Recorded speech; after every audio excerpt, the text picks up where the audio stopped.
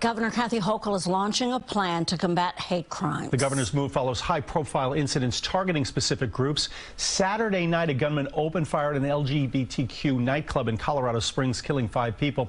The suspect faces hate crimes charges. Friday night, MTA officers caught 2 men inside Penn Station who allegedly plotted to attack synagogues in the city. CBS 2 political reporter Marsha Kramer shows us what Governor Hochul is doing to fight back against hate.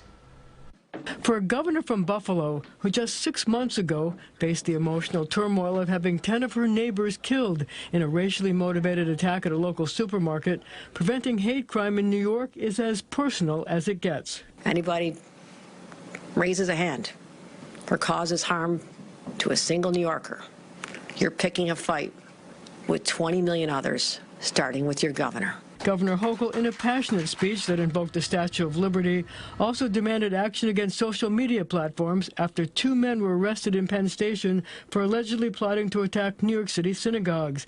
They trumpeted their plans on Twitter. But the governor called on the Federal Communications Commission, the FCC, and the courts to crack down on social media and the dark web implicated in the Buffalo massacre. This is a wildfire burning out through society, and there is a way to stop it.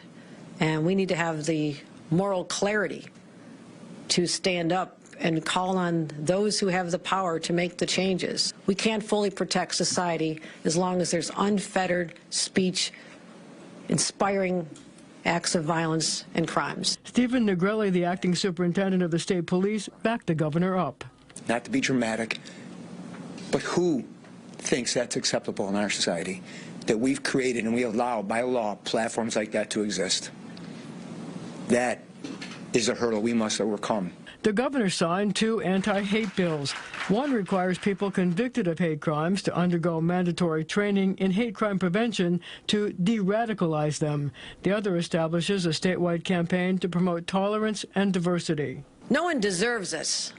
We all have a God-given right to walk the streets, go where we want to worship, be safe in our homes, our subways, and in our clubs. That is a God-given right as a New Yorker. And we're here to protect that. So here we're putting words into action.